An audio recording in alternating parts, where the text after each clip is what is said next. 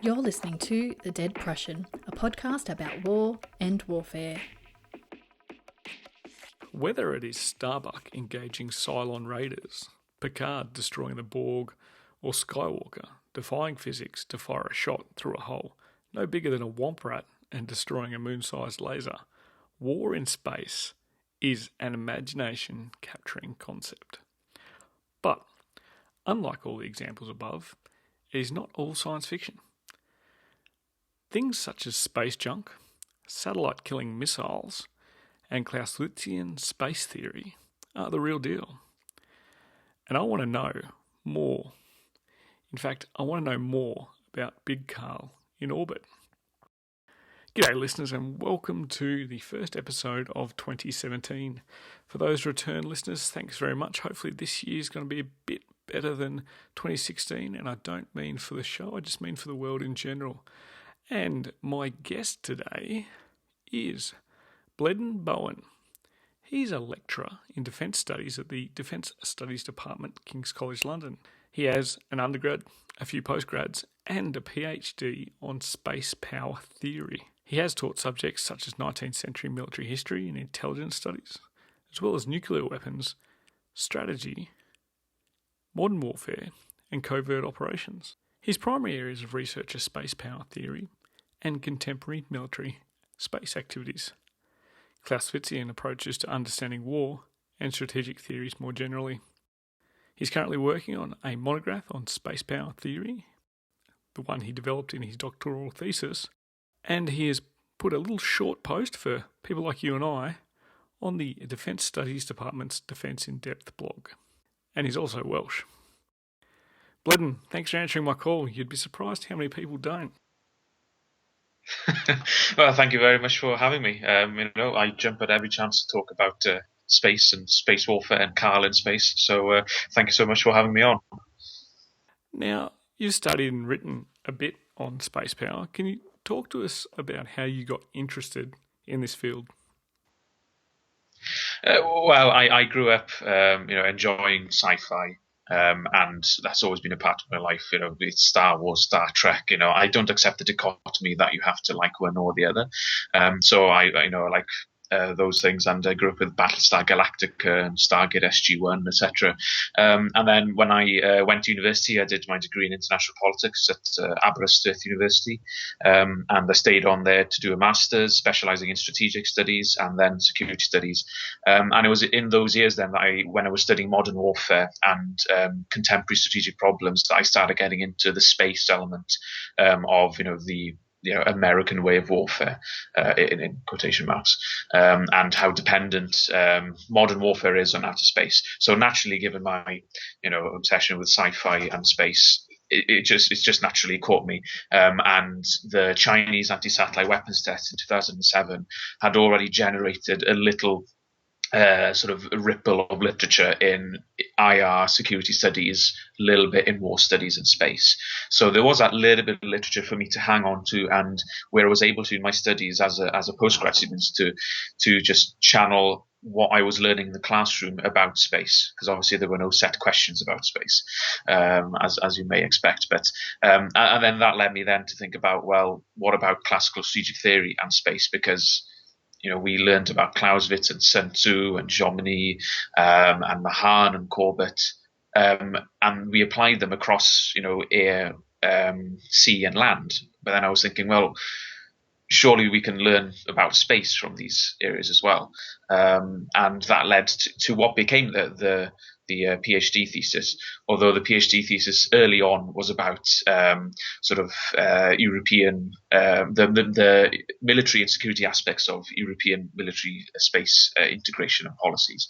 But as time went on, I just got more and more interested in the sort of strategic theory, philosophical approaches to war, and how that helps us understand a very novel or new area where we have very little sort of warfare with direct experience.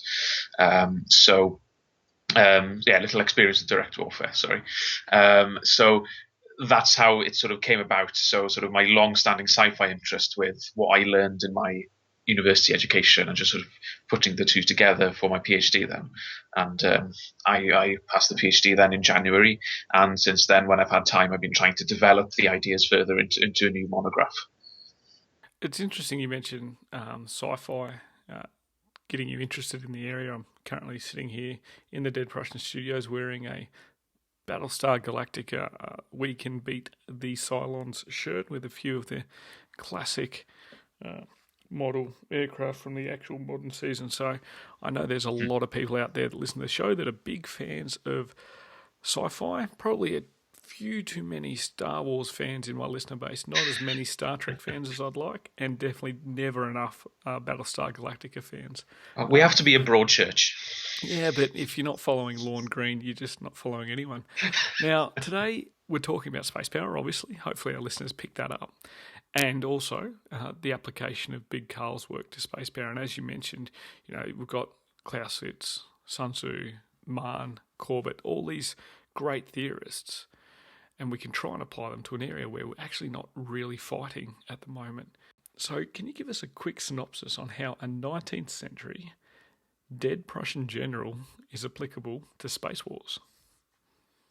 Yeah, sure. So there are sort of 4 tangible points I take from Clausewitz, and they're more of the foundation for the space power theory I develop. I mean, Carl is woven throughout the space power theory itself, but he's more useful to me in setting the ground rules for the type of theory it is and how exactly, because Carl himself addresses, how can you take, concepts and ideas about war from one historical episode to another war. So he's making his comparisons between, 2 wars at least, which are very, very different. No 2 wars are alike, yet he's still able to compare and contrast them because he says they're all political activities, for example. So Carl himself then answers that question himself. So for me, it starts with understanding that Clausewitz's theory, at least in my approach to it, in my understanding, is that it's for education. It's not to tell you what to do. It's not to tell you exactly how you win a war, but it's to help you think more strategically and more creatively for whatever problem you face. So that for me is the fundamental starting point. The space power theory then means that I'm not telling you how to win a space war, but I am telling you or helping you think about the broad range that, space warfare can be in war. There's a certain nature to space power that is universal and doesn't really change, but its character, the way it manifests in reality, will always be unpredictable or different between any 2 cases. But the concepts you develop about the universal nature of war and space power can help you ask better questions of whatever situation you're facing. So that is directly derived from, Carl's approach to trying to teach strategic practice to students. So for me, that is how I understand strategic theory, and that comes from Carl's own approach. So the second aspect I get from Carl is the basic Trinitarian view of war. So it's, every war is, made of reason, passion, and chance. There is that political will giving it a reason, the purpose for the war. War is always emotional. Passions in war, people do things that might seem stupid or irrational, make no sense. There's anger, there is love, there's altruism and hatred in war. And that's no different to space warfare. Despite it being about orbiting machines, humans are still in the chains that make decisions. And then unpredictability and chaos in war, chance, that's still there in space. So that sort of basic idea of, these things are still there in outer space. And it might seem like an obvious point to those of us who understand strategic theory, but I'm trying to make that literature make sense, and those ideas, more to the point, make sense to the people who do, space policy, military space, who tend to get so technocentric and think that space is a complete break from everything we've done on Earth. So that's the second point from Klaus, is that the Trinity still helps us understand war in space because it's still war. So passion, reason, and chance are still there. Another idea which I want to develop further as I work on the monograph is that the defensive form of war is stronger. And I don't think that changes with the advent of space warfare. In tactical and operational situations, you will get fluxes between, offensive or defensive dominance. But on the strategic level, I would wager that it is still conceptually the stronger form of war, even when you've got anti-satellite weapons shooting down satellites. If you're on a strategically defensive war, I still think it gives you more options for advantage than if you were conducting an offensive war. So I'm going to try and see how that works in a Taiwan scenario between China and the United States. That doesn't go nuclear, obviously. So the defensive. Yes. Well, hopefully it never happens at all, nuclear weapons or not. But sort of the defensive form of warfare, I don't think space undermines that. And some parts of the literature do try to undermine that, but they're looking at the tactics too much on single encounters rather than putting what happens in orbit on successive engagements in a wider war on Earth. And then the last thing I take from Clausewitz as a foundation for the theory, for space power theory, is that war has a paradoxical logic. These ideas developed by Edward Luttwak in the mid-80s, I believe. Clausewitz does touch on this, but I think Luttwak really crystallizes the point that, since war is about, intelligent opponents and you're always acting and reacting, that, you can't really be positive or prescriptive about actions. You're always doing things that are sometimes counter to expectations. So, something that you are obviously going to do because it's logical might actually be the worst thing you could do because your enemy knows that you're going to do that. So you do something else instead. So it just challenges, linear thinking about engagements in space. So if it's absolutely easier to destroy a satellite using one method, it's still not a given that that is the way it's going to happen in reality, because countermeasures will be taken. Or if your enemy is expecting you to do something, then obviously you try and do the unexpected, and that still applies for space. So those are sort of the foundations for the space power theory. And it's the higher level strategic concepts that are born from Clausewitz's observations on 19th century warfare, predominantly, Napoleonic warfare. But the concepts he draws out from them are still as useful, for any environment. I mean, those things aren't just useful for space. I mean, they're true for any kind of strategic theory or war you want to try and understand, and for the practice of warfare. So that's what I take from Clausewitz. And so I sort of, when I do space power theory, it's not just taking his ideas and content, but also his way of thinking, his approach to understanding war and creating theory as well. So his methodology informs the space power theory as well. I think that space power theory buzzword bingo, we managed to get the word logical in there. So Leonard Nimoy's ghost will be looking down, listening to this episode, quite happy with that. Reading through your blog, I was looking for some really cool terms because I'm a bit of a sci-fi geek myself. And one thing I thought was pretty cool was the Earth from orbit is a coastline or something like that. But what really interested me was, because this sounded like some sort of astrology post telling me about how my month's going to be, but looking into celestial lines of communication. Can you explain to our listeners what is a celestial line of communication? Yeah, so a celestial line of communication, so to anyone who knows their sea power theory or does, naval stuff, will, be able to make the analogy between lines of communication at sea and those in space. And the lines of communication essentially in space mean the satellites, where they orbit, the kinds of orbits they're in, and the data traffic and the communications between the satellites and the ground stations on Earth and the users on Earth as well. So it's basically to try and visualize, what of strategic interest happens in space and what it looks like, essentially. So where satellites go, what they're talking to, and who they're talking to. But that's derived from sea power theory. And you mentioned the coastal analogy. I mean, the space power theory has 7 propositions, but there are 3 sort of headline arguments that come from the theory as a whole.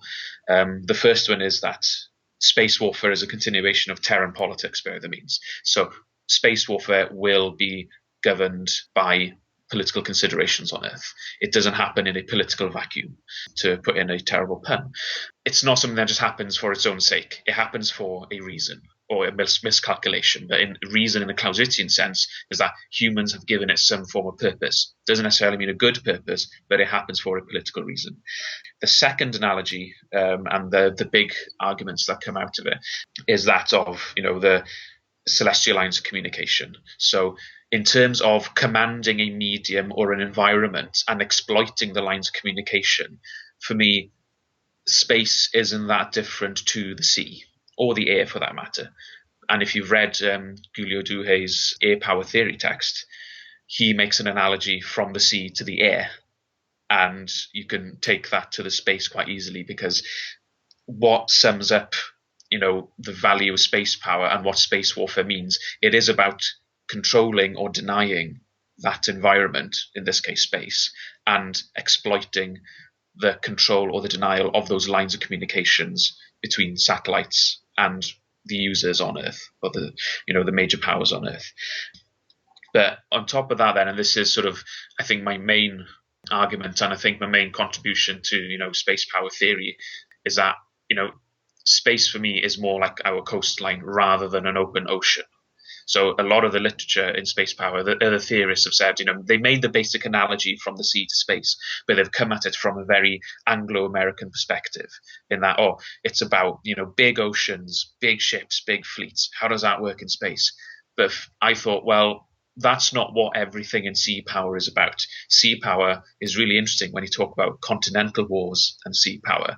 How does a continental power, rather than an island power like Britain or the United States as a separated by two big oceans, what if you have a navy but you're a land power like India, France, Russia, the Soviet Union, China? You have different considerations. The sea is an adjunct. It's connected to your main theatre of war, which is going to be on land.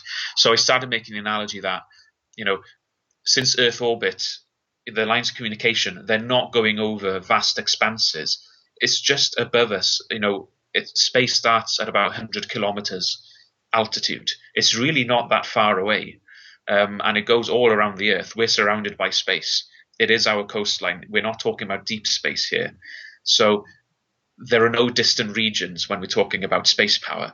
And the people who do the blue water, Anglo-American, big ocean sea power theory, I think it glosses over the reality of space power, because we're talking about a littoral in orbit. It's a coastal environment, which means that, like continental sea power theory, land power can challenge sea power very effectively in some circumstances, in many circumstances. So that means anti-satellite weapons that are based on Earth, like China, America, and Russia's anti-satellite missiles, or lasers, or particle beam weapons, they're like coastal guns of old. They shoot from the land into the sea. They shoot from Earth into space, which means that you can command space from the Earth. So if we're talking about space power today, they're like continental sea powers trying to do sea power. Earth powers trying to use space power. They're not space-based empires. They're not like, I don't know if you've seen The Expanse, a new sci-fi show. It's not like talking about a civilization based on the asteroid belt. You're not based on, it's not a space-based civilization yet. We use space. We're coming to depend on it, but we live on Earth. Most of our resources come from Earth, So that for me is sort of the big analogy I'm trying to push, and it informs our understanding of space power more than what people have done so far, in terms of saying, oh yeah, blue water sea power theory, yes, it helps explain space power. No, it doesn't, because you're forgetting that what happens on Earth determines what happens in space to a degree that sea power theory from blue water experiences don't do. So the celestial lines of communication mean that they're very vulnerable to action from Earth in a way that sea lines communications on the open oceans relatively aren't. So I hope that's given you just sort of the bigger picture of what comes out of the space power theory I've developed. There's much more in there if we go into the 7 propositions. But yeah, so the big headline argument I'm trying to do is that, space warfare and space power, it is political. There's nothing new under the sun here in terms of the politics of war. Space is a familiar frontier. For those of us doing politics and strategy, our concepts from Earth are still useful to understand this new environment, and that we are still talking about commanding a medium and exploiting that command. And exploiting it can mean control or denial, or both. And finally, that we should be viewing space as an adjacent coastal region, not as a vast expanse separated from core environments on Earth. One thing I did pick up in there is you mentioned the word frontier, and it has been said that space is the final frontier.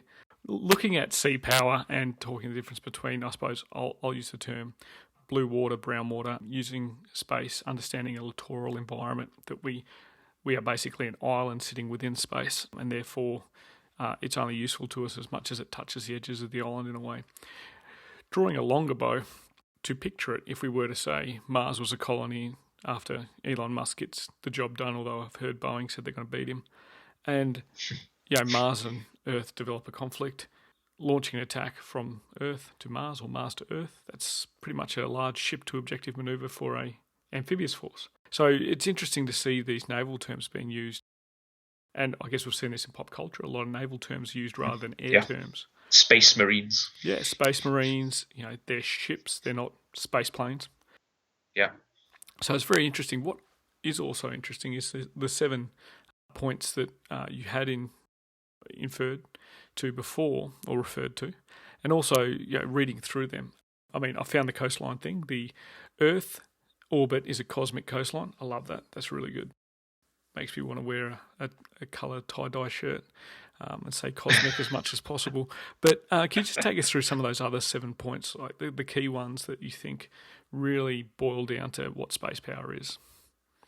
Just to sort of qualify sort of the theory, I'm interested in the strategically relevant bits of space today. So, I mean, I love thinking about theories for, if humanity becomes a solar system level civilization. It's a fantastic thing to talk about. But the theory I've written and the arguments I make, that they leave that aside because it's not that strategically relevant. Yeah. Robots on Mars, etc. That space science is not what the theory is about. However, the door is open to it, especially with the coastal thinking.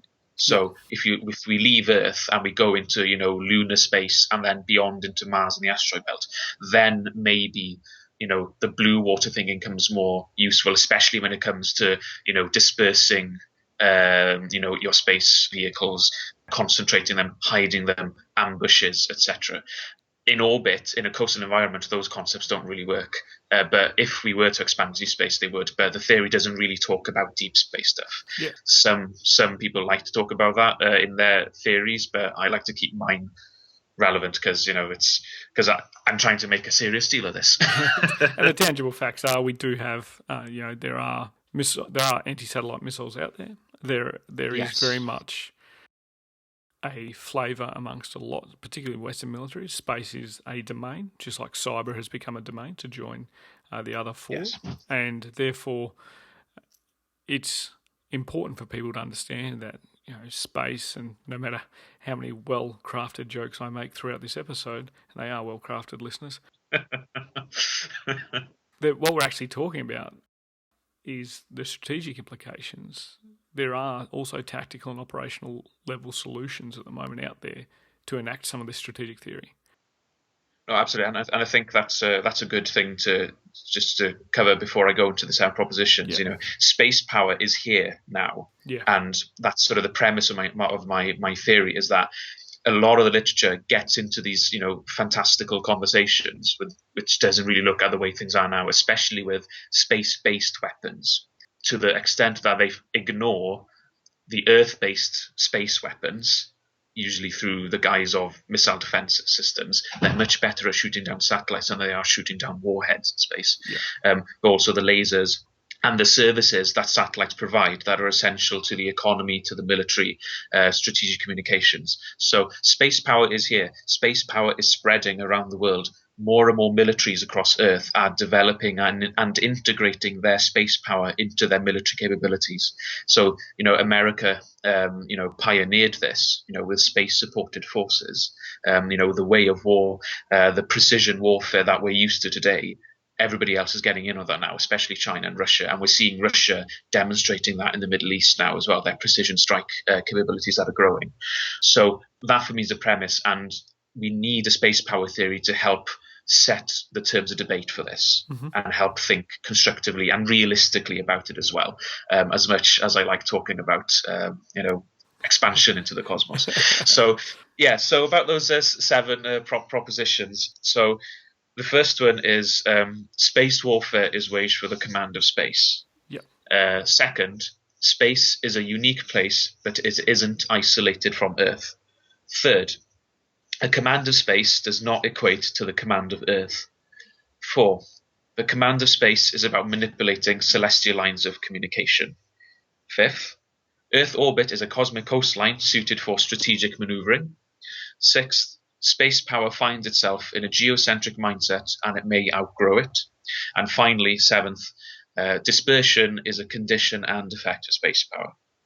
So, I mean, if you look at the blogs and maybe some other places where they've been put into text by me, the wording might change a little bit, but the core ideas are there and fixed. But the wording might change from time to time. So just a quick word on each in turn then. So, space warfare is waged for the command of space. So, it doesn't matter how you do space warfare, whether it's through lasers, satellites on orbit ramming, satellites that are based in orbit to ram other satellites, or space-based mines, or direct ascent, hit-to-kill systems, or even cyber.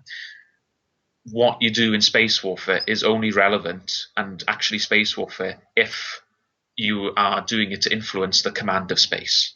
So the command of space is essentially who can control or deny the use of space infrastructure.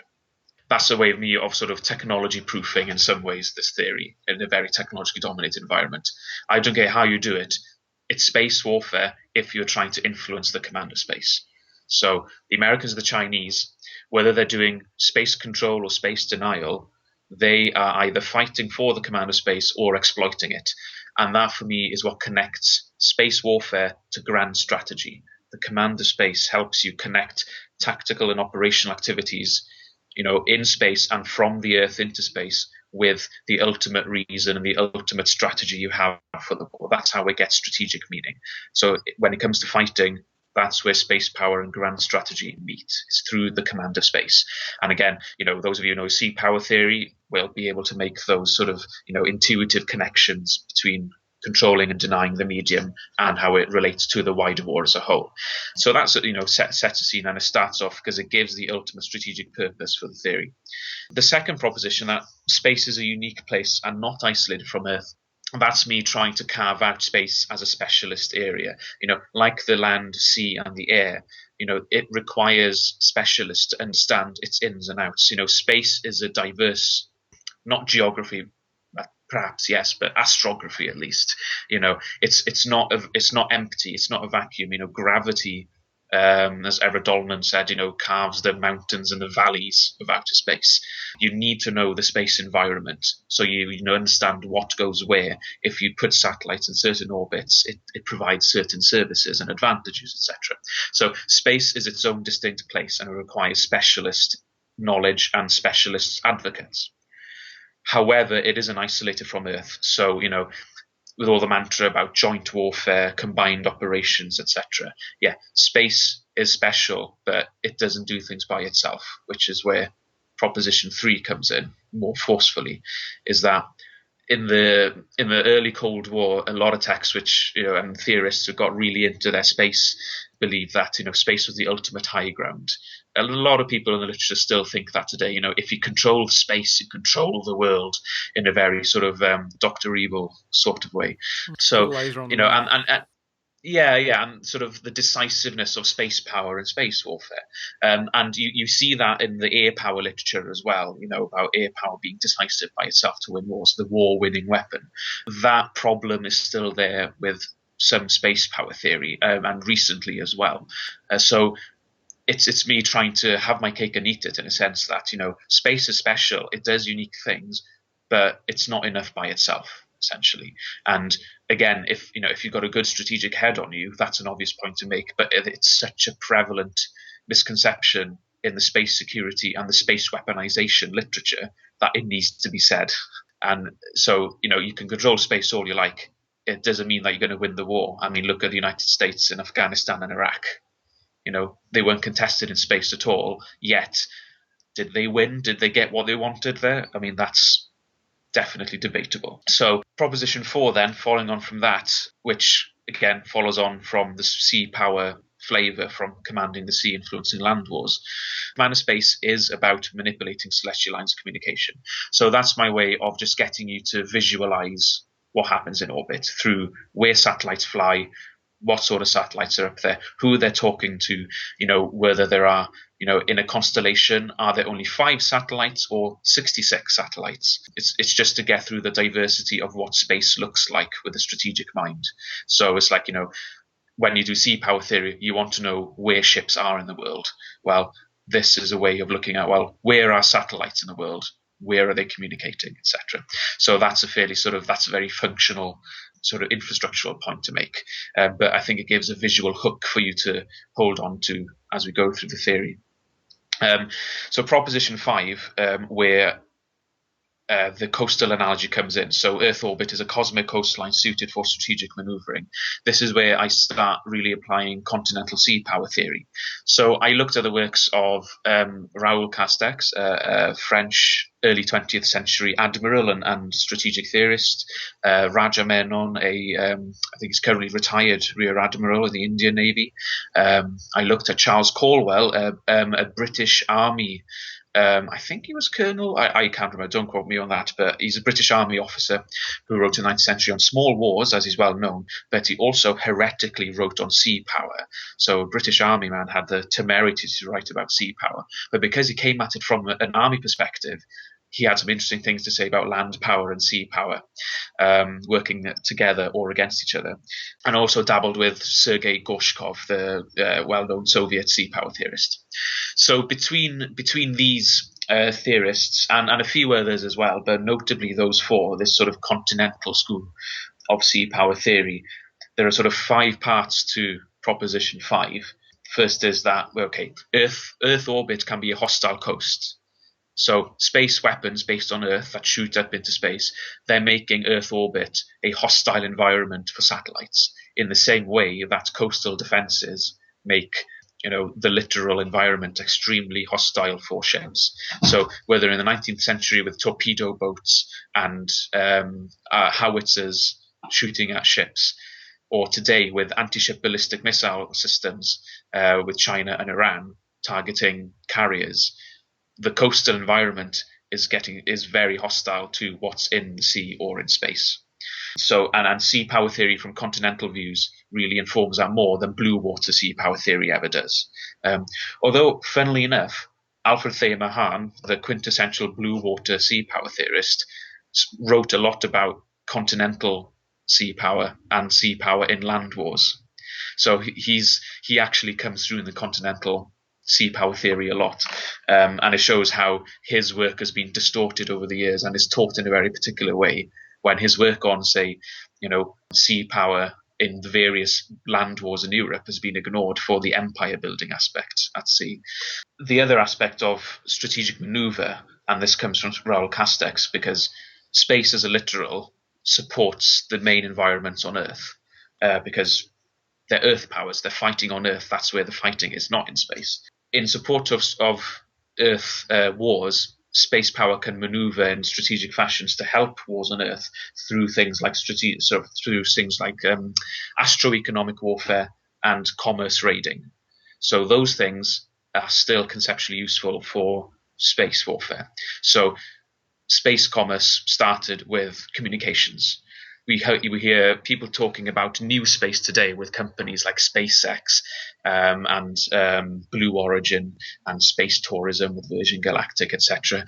That's just what's being called the third wave of commercialization in space. Whereas we've been having the private sector doing commercial communications and imagery for years in space. So, and since space is integral to our economic system, economic warfare does come into thinking about space power and space warfare. And the continental sea power theorists did a lot of work in trying to theorize the grey area that economic warfare has in sea power, because it's not useless, but it's not decisive either. So what can you actually say about it? And I go into more detail in the theory about, depending on the various targets in space power, maybe space power and astroeconomic warfare might be more effective to a degree that we haven't seen with some aspects of sea power. Maybe commerce warfare against Britain or Japan are exceptions rather than the rule, perhaps. So the ins and outs of analogizing about astroeconomic warfare is explored, but I think it is a valuable insight. The other part was about the role of neutrals and third parties. Space is a multipolar realm. There are many countries with satellites, many companies with interests, and basically thinking about armed or abused neutrality in space. And the space power literature talks a lot about, companies profiting from two space powers fighting each other by leasing bandwidth to both of them, or being independent of the war. But I look at these continental sea power theorists who are dealing with the same people in their day, thinking that, that commercial companies or neutrals could stay out of a fight when they really couldn't, because their interests would take them into the belligerents' plans for war. So they were either co-opted or abused into providing for one side of the war, or they had to be powerful enough to deter being molested in a way. That still applies for space. Logistics is the fourth bit of Proposition 5. So space is extremely important for managing logistics chains, and logistics as the arbiter of opportunity, as John Sheldon theorized in 2005, helps structure strategic maneuvering in a way, and logistics is always overlooked by many strategic theorists. So I'm trying to bring it in there. And again, continental sea power theory does provide insights there. And finally, strategic maneuver provides strategic depth. Israel is an excellent example of trying to use modernized forces using space power to provide strategic depth. So it doesn't have, space on Earth. It doesn't have a lot to play around with, but it uses the benefits of space power of fast and precise forces to get advantages over its enemies. Looking into strategic depth, that even continental sea powers use the sea in such a way as strategic depth, like the Netherlands fighting for its survival against France. Sea power provides a strategic depth in a continental war there. So there are many precedents from sea power. So that, in a sense, is what I take from continental sea power, and it theorizes all these things about space power that hasn't been theorized before. So it helps, and those are the things that make up the nuts and bolts of space power as we know it. It's the services that satellites provide, not the fancy space-based weapons that are marginal and are exotic and untested at this point.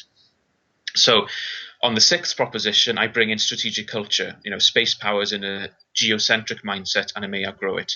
So like continental powers looking at the sea, we approach space from our earthbound mindsets. We're not coming at it from a space point of view. We're coming at it from what concerns us on Earth. So in India, it's the Himalayas and Pakistan that guide your geostrategic thinking, not the Indian Ocean. So in the same way that, an Earth power today thinks about what happens on Earth as guiding its strategic thinking, not really what happens in space. What we take our cultural and political baggage into space with us. It's not a pristine realm without the caprice of humans. But the other part of Proposition 6 opens the door to the generation of space culture. So as we engage with outer space, people who do it develop their own way of thinking and their own perspective on things. One extreme version of that would be the overview effect. Some astronauts who've gone to space say they come back thinking, about, very utopian in their political views. They see how sort of, vulnerable or small or fragile the Earth is, and they become very pacifist. That is one example maybe of space-based culture. They're not the entirety of it. So when the US Air Force or the RAF gets to do space, the space cadets develop a different way of looking at things than their air-minded colleagues do, for example. So it's just sort of initial thinking on, space-generated culture, which will then inform military culture as a whole on Earth. So it's a two-way cultural exchange between Earth and space. And then finally, Proposition 7 is where I try to bring the consequences and effects of space power on modern warfare. So dispersion as a condition and effect of space power. This was pioneered by John Sheldon in 2005. And what I've done is sort of developed it further with a few other concepts from air power theory, and put it in the context of the space power theory as a whole, because it doesn't tell you everything about space power, but in the context of the other 6 propositions, it brings it all together. Because if you can command space, you can then influence the dispersing effect of space power on Earth. So if you've got really precise weapons and networked forces, your forces can be dispersed but still coordinate their fire to produce a mass effect against their opponents, which means enemy forces will face certain death if they mass against a highly precise war machine. You've seen that in the 1991 or 2003 with Iraq not being able to stand up to precision-guided munitions. In that sense, the dispersed condition of satellites is starting to mirror or sort of influence the dispersed nature of networked forces on Earth that can coordinate through space communications. It's sort of getting us to think about, well, how does the concentration and dispersion work when the powers involved are fighting over space power, the command of space as well. So Proposition 7 ties us back to where we started about why the command of space is important, and then why we would do space warfare is because it influences dispersion on Earth. And that, in a nutshell, is the 7 propositions of space power theory. I think that is in a coconut shell. What I like then, like any good academic lecturer, you've told us there's 7 points and managed to espouse, I counted at least 12 in there. Point 5, having 5 parts, is a very clever way of giving your students more homework than they know that they're getting. So Absolutely. As a result, you get a surprise question that I didn't prep you for. And this is an opinion-based question where there is actually a right or wrong answer. I've learnt a lot having lived through 2016, the year of elections. What, in your cosmological opinion, is the movie or TV show, or we could go book, pop culture in general, that most realistically portrays space warfare? I mean, it depends. The great academic rebuke. I mean, if you're looking at sort of more deep space, I would say visually The Expanse TV show has tried to do Newtonian physics quite well, I think. And I think they pulled it off for the most part. But in terms of what space warfare would look like if there was a war in the next 10 years between, space powers or even a small power shooting down a few satellites, I don't know. No pop culture example comes to my mind, as far as I know, that has actually visualized, satellites being struck down in an accurate manner between contemporary space powers. So, Battlestar Galactica did do Newtonian physics, which is quite interesting, although it wasn't quite right in the way their Viper craft moved around, as in the reboot series, that is. So the reboot series of Battlestar Galactica was actually the correct answer for TV show or movie, simply because I like it. The only other pop culture one that comes to mind for space warfare in the realistic point that I'm thinking of, maybe Ghost Fleet from Pete Singer and August Cole, having the satellites attack satellites. Well, the trouble with that book is that it falls victim to the Deus Ex Machina approach, in that it's about wonder technologies that determine things. So for me, that's a no-go. Because war is about people. Yes, as Hugh Davis would say. Excellent. It's good to see that the staff at the Defence Studies Department are all singing on the same tune. Oh, we're just colluding, yes. That's right. Well, so many of you end up being guests on this show that I'm glad that you're colluding, because at least then you can tell each other to laugh at my jokes. Now, my final question is one I think you may know, because all guests get it, and if you have been colluding with your colleagues, then you'll definitely know that it gets asked. It's our mission on this show to define war so that we can continue to frame the debate, broaden the conversation, and, like Big Carl, continually educate ourselves about war and its effects on society. So, as our first celestial guest, I'm going to ask you to finish the sentence, war is. War is what you expect, full of surprises. Ooh, that's a new one. That's a good one. But the answer for you would have been war is really cool in space. But we'll settle with that one. Yeah, I thought about doing something about space, but I didn't want to glorify it. So, as more than I already have. Bleddyn, thanks very much for coming on the show. I look forward to your monograph when it comes out. all the people listening to this show and interested in learning more about space power, please go to the Defence in Depth blog. Look for Bleddyn's blog post. It's a good basis to start from, and then start reading outwards from there. Bleddyn, thanks very much for coming on the show. Thank you very much for having me. It's been a pleasure. See you out there. And listeners, thanks very much for your support over the holiday break. It's good to see the reviews come rolling in. Yes, I have been rattling the tin for them, and I'll continue to do that. Review the show, subscribe on iTunes to get us on the charts, and also, if you are one of these agnostic users of other applications, or even, dare I say it, an Android device, please make sure you provide some reviews on your site as well, because what it does is it helps us reach more people to talk about the important topics of war. This year we've got a few format changes with additional content. The standard interview of an expert will continue, and if I can't do that, I'll just grab Bleddyn on again. But until next time, listeners, grab a book and crack on. Join the conversation with us on Twitter at DeadPrussianPod, on Facebook at the Dead Prussian page, or on our website www.thedeadprussian.com. All show notes for this episode, as well as copyright information, can be found on the website. The Dead Prussian podcast is written, produced and hosted by Mick Cook. It is co-produced by Amanda Levito. The music used throughout is Caught in the Beat by Broke for Free and is used under a Creative Commons Attribution license. All opinions expressed by individuals on the podcast are those of the individual and not necessarily representative of any other organisation.